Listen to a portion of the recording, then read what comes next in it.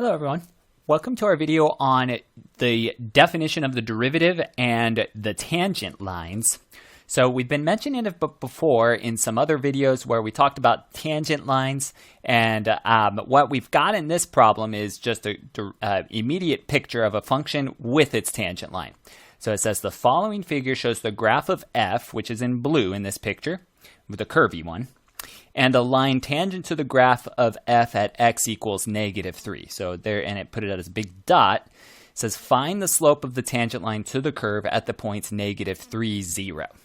Okay, so this just wants to show, so this, remember the tangent line represents the instantaneous rate of change of the function, which is just really a slope. So we've got mtan equals the instantaneous rate of change, which is really just a special slope that we can talk about in a visual. Okay, so what we have, so at -3, 0, well, if this is a line, I could just count the slope. Remember, the slope is still, so there's all sorts of ways we can look at it. It's still the rise over the run. And so our mtan in this problem, well, let's see. It looks like if I rise about 2, so it's not exactly, it looks like it's a little off. So it looks like if I go maybe about up 1.9, so I'm going to just bold this and bold that. It looks like that's maybe a rise of about 1.9. Since it's a little short of 2, I'm just going to estimate. But our run is 1. So we ran 1, rose 1.9. So it looks like we have 1.9 over 1. So that means our mtan is 1.9. Okay, so that's it. So if they give you a visual of it, we can find the slope. Well, often we want to find the slope given a function. So this is a nice visual of things, but often we need to find the slope based on a function. Well, with tangent lines, so this in the red was the tangent line. So that in the red was the tangent line. Let me go ahead and mark that. So that in the red was the tangent line, and it had a slope of 1.9. So up 1.9, run 1. Okay, however, most of the problems that we look at usually involve a function first, and then we want to find the equation of the tangent line, and then maybe graph it like this at the end. Okay, so it's always the same process. So the process is to find the derivative, and then we'll plug the given x value into it to find the slope. So that is the slope, really the slope of mtan is that slope. So we have there's different ways to explain the slope. This time around, we're talking about the slope of the tangent line. Then number 2, we're going to plug the given x values into f of x to find a point. So on this one, they had a point, and then they had a slope. And then afterwards, we'll use our line equation to plug it all in and get our final line equation answer. Okay, so let's break down this process. So on step 1, we need to find the derivative. Okay, so let's use, again, when they say find the derivative, right now we have a definition that we can use to find it. So we want to do the limit as h goes to 0 of f of x plus h minus f of x over h. Okay, and on this one, I'm going to use my colors again, but let's plug it all in one big equation. I think we'll be okay. So if I plug the f of x plus h in, well, that's saying change that x into x plus h. So we'd have 10 square root x plus h. And then we have our minus the f of x, which is 10 square root x. Okay, and there we go. And the parentheses here, I'm going to put for good habit, but really they aren't needed anymore after this step. Okay, and then we have our h down below still, just like that. Okay, well, the negative really isn't needed. I can still see I've got square roots involved. And so what I would want to do in this problem, so we saw this, if you're going in order, just a second ago in a different video, if I have a square root involved, we usually want to multiply by the conjugate. So we would do 10 square root of x plus h, and then just change that to plus 10 square root x. And then whatever you do to the top, do to the bottom. Okay, so it looks like that. Okay, and then now we just FOIL through the top. All right, so we've got the limit as h goes to 0. Oops, I forgot to put the limit there. Sorry, that's bad form. Let me put equals. That should have been the limit. I'm going to squeeze that in. There it is. Okay, so that limit needs to go there until we actually apply it. Okay, so now I've got it set up more. I've got it correct. Okay, and then when we FOIL, so we talked about this in the other video, when you multiply by the conjugate, the outer and inner terms would just be 0. So I really just have to multiply the first and the last. So multiplying the first, I'd have 10 times 10 is 100. And then square root of times its same old self is just the same old self without the square root. So I currently have 100 x plus h in parentheses. And then our last terms get multiplied. I have minus and a positive, so that would become minus. 10 times 10 is 100. And then square root of x times the square root of x would be just x all over h. Okay, and then let's continue simplifying. So this is the limit as h goes to 0 of this 100 distributes. So I'd have 100x plus 100h. And then minus, that really is just 100x. I don't need the parentheses anymore. All over, oh, I did it again. Okay, so I'm a little off, so sorry. I'm going to keep this video and not delete it just to show, hey, it happens to everyone. But just if you spot it, make sure to fix it. So I forgot to write this whole thing in green in my other step here. So remember, whatever you do to the top, do to the bottom. I forgot to write that. So in this step, I need to keep that h, and then I still have that there. Okay, so there we go. So be careful. Okay, so we're not perfect. I'm not perfect all the time. So I'm not perfect most of the time. Okay, so be careful with these scenarios. Okay, anyway, but what we do have now is in the numerator, you can cancel. 100x minus 100x is 0. So we now have the limit as h goes to 0 of just 100h up top over h times not the square root, times 10 times the square root of x plus h plus 10 square root x. Okay, and then as our patterns have shown, those h's should cancel.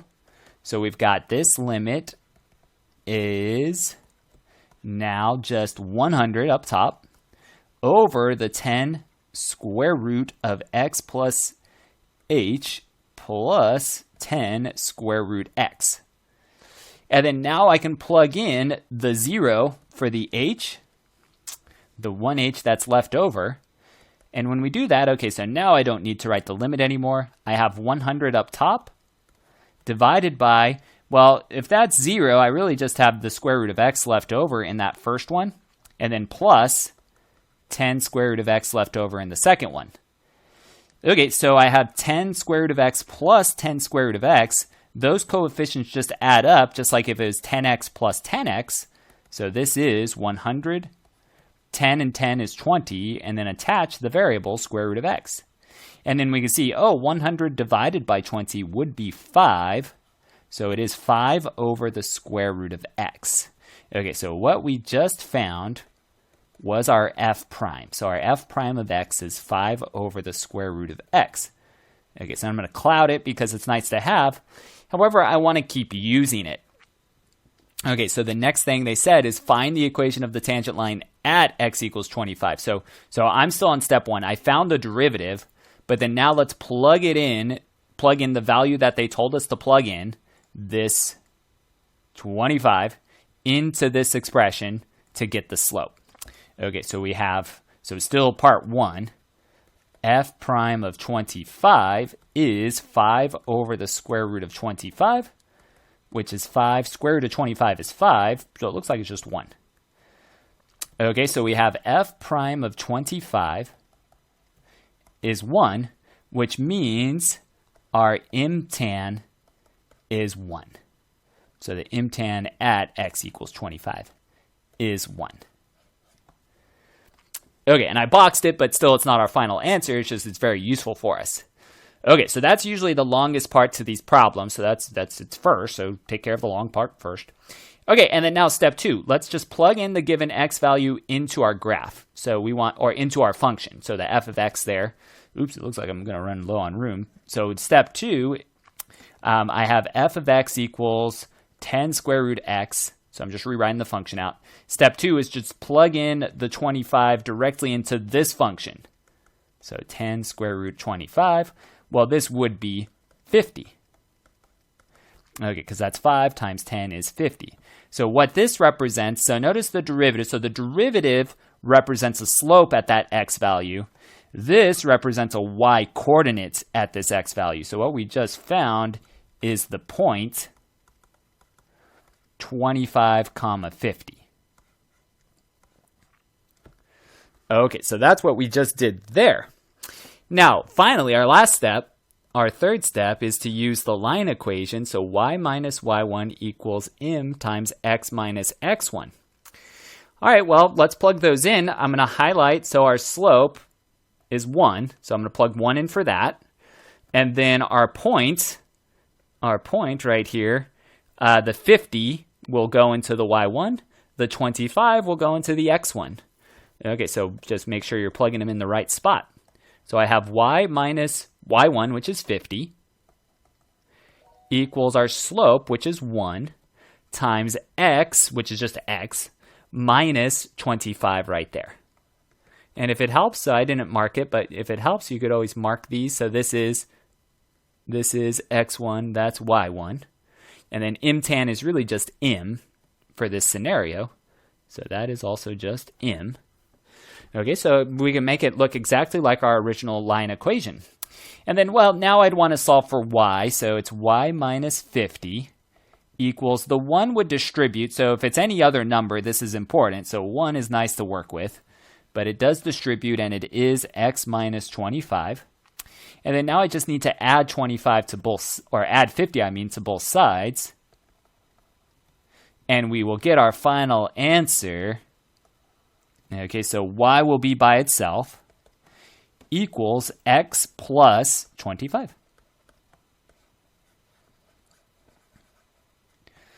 Okay, so there we go. So what we just found was the equation of the line. I want to show this in this scenario. So I'm going to open up our Desmos. There it is, so our graphing calculator. And I want to just graph this original expression that they gave us. So the 10 square root x. Okay, so we can kind of see it right there in our picture. I'll zoom out. And let's change to make it kind of bolder. Okay, so there's that. And then let's graph the line that we just found. So the x plus 25 right there. And then let's go ahead and label the points that we also found, the 25, 50. So parenthesis 25, 50, like that. Okay, so there's all that. And then with this, so what I have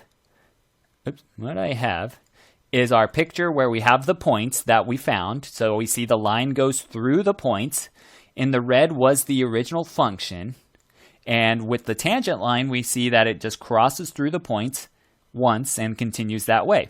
So what it's telling us again is it's the instantaneous rate of change of this function at this moment. So it's got kind of a steep slope right now. So it's saying it's changing kind of fast at this moment. So notice if we were down here, we would have a bigger slope, so it means it's changing faster. So notice with this graph, it's growing faster than it is going to the right.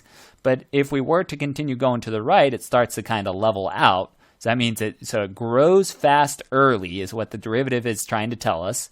And then later on, it kind of doesn't grow as fast anymore.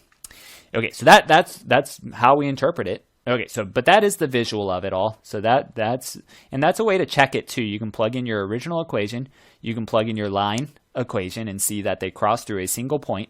And so look, everything's good. Okay, and it looks like it crosses through at more points because it gets thick there, but it really is, so that point is the only one that's in common right there. And even if I deleted the actual point, notice it kind of pops up, and that doesn't happen if I click anywhere else. Okay, so it kind of knows that's important. See? Okay, so anyway, so that's everything there. All right, so that's how we can find these line equations in these problems. So the tangent line equation. Okay, so let's do one other in this video. So if you need to pause, go ahead and take a pause. But I want to just take care of all the tangent line in one. Okay, so in this example, it says find the equation of the secant line through the points where x has the given values, and then find the equation of the tangent line when x has the first value. All right, so we've got two problems here. The secant line one, let's go ahead and we'll call it A, and then the tangent line one, which we'll call B. Okay, so we've got A, B. Okay, so those are tough to see, but I'll label them down here as A and B as well. Okay, so the secant line. So the secant line, whenever you have the secant line is referring to the average rate of change. All right, so what we need to do in this scenario, step one, let's find the average rate of change. So the average rate of change is, and again, this represents the slope. This is the slope of the secant. And so our average rate of change is really the original slope formula, y2 minus y1 over x2 minus x1. And I didn't use y2 minus y1. Instead, let's use f of x2 minus f of x1. Okay, and then now I'm just going to plug those in to our equation. Let me color code again, where our x1, let me mark that, our x1 is 2 and our x2 is 5. Okay, so we have, let me do that substitution. So x2 is 5, so it's f of 5 minus f of 2 over 5 minus 2. And then again, I'll colorize it, and we will make sure we can simplify. Okay, so continuing simplifying this, we have the average rate of change still is, okay, so f of 5, we can plug that in. We have 4 minus 5 getting squared, and then it's minus, in the red, we'll have 4 minus 2 getting squared. And then all over 5 minus 2, let's just go ahead and say is 3. Okay, and then now, let's keep going with it. All right, so I would want to simplify this. This is 4 minus 25. So let's simplify that in one step. So 4 minus 25 is negative 21 minus 4 minus 2 squared is 4. So 4 minus 4 is 0 over 3. And so up top, it all just simplifies to be negative 21 thirds, which is really negative 7. Okay, so what we just found, we found the average rate of change, which is the same as the slope of the secant line, is negative 7. Okay, so there's that. All right, so that's awesome. So we found the equation of the secant line. Okay, and then afterwards, well, we need a point. So step 2, so it follows pretty much the same steps as our tangent. Okay, except we didn't need to find a derivative. Here we just use the average rate of change instead. But step 2 is still find a point. I'm going to use x1. Okay, so let's find the equation point using x1. Okay, so that way I'm just going to plug it into our equation. So here's our original function. But I want to plug x1 into it. x1 we said is 2. So we'll have 4 minus 2 squared, and that becomes 0. So we have the point 2, 0. Now I chose x1 just because it was first. You could also choose x2. It will work in a similar fashion. This will give you a different answer, but it will work the same way as you progress through the problem. Okay, so we have, let me go ahead and box that one too. So we have our so use whatever value's easier is what you might want to use. So I found the point using x1. You could also use x2 instead if you really wanted to. So whichever one's easier, I would say, is the one that you want to use. Either way, all we need is a single point. So I got my single point. I have my slope. So then my third step now is to use my line equation. And we'll plug those in. Okay, so we have y minus y1. So there's our x1, y1. So I have y minus 0 equals our slope, which is right here. So I'm going to do it in blue, negative 7 times x minus x1, while x1 is 2. Okay, and then we're about there. Let's just go ahead. I'll put the answer right here. So y minus 0 is y. And then the negative 7, we would just distribute. So negative 7x plus 14. There it is. Okay, so that's the final official answer to part A. So the secant line was based on the average rate of change. Notice again, it's the very similar steps to what we just did, except number 1 was slightly tweaked. So average rate of change versus instantaneous rate of change. Okay, so now let's do the tangent line. So what we're going to do is just kind of compare. Okay, so part B, our tangent line, that's our instantaneous rate of change. Okay, and so that's also equal to our derivative, f prime of x. Okay, so let's set this up. So step 1 is let's find the derivative, which is using the instantaneous rate of change formula, which is the limit as h goes to 0 of f of x plus h minus f of x over h. And then we'll want to plug all of this in. Okay, so I'm going to keep it all in one line again. See how you're feeling. You could take them separate and do them to the side with some scratch work, but eventually plug them back into my parentheses that I just set up. Okay, so now I've got equals the limit as h goes to 0 of, okay, so f of x plus h. Okay, so there's our f of x. So it's 4 minus, oops. Okay, so it's 4 minus parentheses x plus h getting squared. And then we have minus our f of x is just that same old equation. So 4 minus x squared all over h. Okay, so that's what this one looks like. And then actually let me kind of move it way to the left a little bit so in case I start to run low on room. So I've got the limit as h goes to 0. Okay, so I've got 4. Oh, let me keep my blue going. Okay, so I've got 4 and then minus and then parentheses. This would FOIL, but make sure to use the parentheses. Okay, so this squared FOILs, but remember, all right, so we have, you could do scratch work to the side if needed, but to FOIL this binomial, I would have x times x is x squared. I would have x times h and another x times h, so that would make 2 xh's. And then I would have an h getting squared, so plus h squared like that. And then still minus, we'll deal with it in just a second, but that, I'm going to keep the parentheses on it for now like this. Okay, so that's what this one looks like. Okay, so, and then now, this negative will distribute. This negative will also distribute. So let's set that up right here as the limit as h goes to 0. H in the denominator, let's take care of that. And then we have 4 minus x squared minus 2xh minus h squared. So the negative distributed, and then now this negative distributes, minus 4 plus x squared.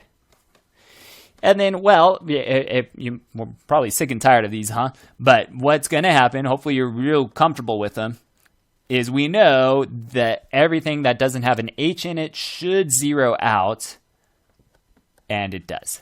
Okay, so these are the two terms that have h left over, and so we've got this becomes the limit as h goes to 0 of just the negative 2xh minus h squared over h. And then now we take our strategy to continue simplifying where we know, hey, factor the top. So we've got this is the limit as h goes to 0 of h and then negative 2x minus h. Okay, I decided to only factor h out. You could have taken a negative out as well. It will work the same way once we get to our final answer. So it'll look a little different in the middle steps, but our final answers will work. Okay, anyway, so now the h's cancel. Remember, that's kind of our main goal with these limit problems is to get that h in the denominator to cancel. And then we're left with the limit as h goes to 0 of just negative 2x minus h. And then that way, now I can plug the h as 0 in, and it looks like I'd be left with just negative 2x. Okay, so there we go. So we finally found it. So our f prime of x, so f prime of x, so that was what it was equal to, and we just kind of did it vertical left to right, and we finally got negative 2x. So let me cloud that. So that is the derivative. Okay, but in our problem, we still need the slope. So remember the mtan, the slope of the tangent line, is the value that we get once we plug in the x value. So we want the mtan at x equals, they said the first value has the first value, so we'll use 2. So we'll use the mtan at x equals 2, which gives us f prime of 2, and then we can see negative 2 times 2 would be negative 4. Okay, so we have mtan is negative 4. Okay, so that's awesome. And then step 2. Okay, so we're about there. So we found the slope of the tangent line. And then I'm following my 3-step process here. Step 2 is to plug the given x value in to get a point. Okay, well, we already did that, but I mean, it's so fast, might as well just remember what we're doing. We're just plugging in x equals 2 into this equation, the 4 minus x squared. And then, so this is our original function, not the derivative. So we would plug 2 in. And we got 0. 4 minus 4 is 0. So we have f of 2 is 0. So we have the point is 2 comma 0.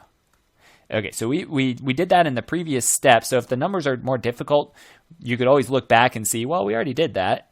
We had the point already. But I just wanted to remind us that that's all it took anyway. It was very fast. Okay, and this is our x1, y1. And then now, step 3 is use your line equation. So y minus y1 equals m times x minus x1. But this time around, we have our slope here is negative 4. But we still have the x1, y1 that we'll plug in. So y minus y1, which is just 0, equals the slope that we found for this scenario, which is negative 4. And then x minus x1, which is 2. Okay, so we get this 2 there like that. And so once this simplifies, we get y equals the negative 4 distributes. We'd have negative 4x plus 8. Okay, so there we go. So we have 2 separate answers. Now, here's what I want to do. One more time, I'm going to graph. Let's get this going to show it. Okay, and I guess you could do it by yourself if you're sick of me, which is okay. Okay, but let's go ahead and graph our original equation, which was the 4 minus the x squared.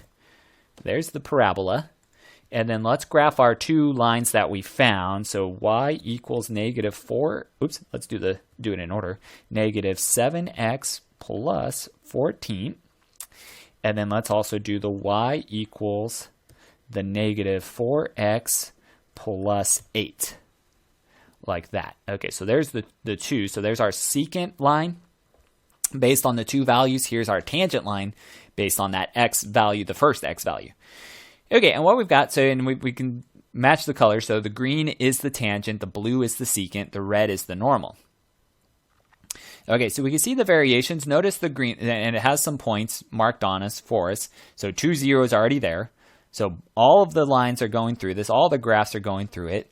It's a little tough to see, but the green one, so the green one is only touching the graph once. So it goes through and hits that point just once at 2, 0. Okay, so it goes through and then that's it. The blue one, the secant line, we say goes through it twice. Okay, well, it's real tough to see on this, but it does go through twice there. You can see it. There we go. I had to just zoom out a little further. Through the 2 x coordinates that we use. So the 2 and the 5 that were in the problem, it crosses through. Okay, so we can see that they're similar. See that they're similar.